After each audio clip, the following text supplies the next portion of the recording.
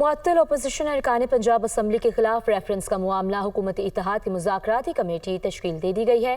नून league की तरफ से कमेटी में वज़ीर ख़ज़ाना मुश्तबा शुजाउर रहमान, वज़ीर सेहत ख्वाजा सलमान रफ़ीक, राना अरशद, समीउल्लाह खान और अहमद इकबाल शामिल हैं, जबकि पंजाब असम्बली की जानिब से हुकूमती और अपोजिशन अरकान असम्बली के दरमियान मुज़ाकरात से मुतालिक नोटिफिकेशन जारी कर दिया गया। अपोजिशन और हुकूमती इत्तेहाद की मुज़ाकराती कमेटी का दूसरा सेशन आज मुतवक्किल है।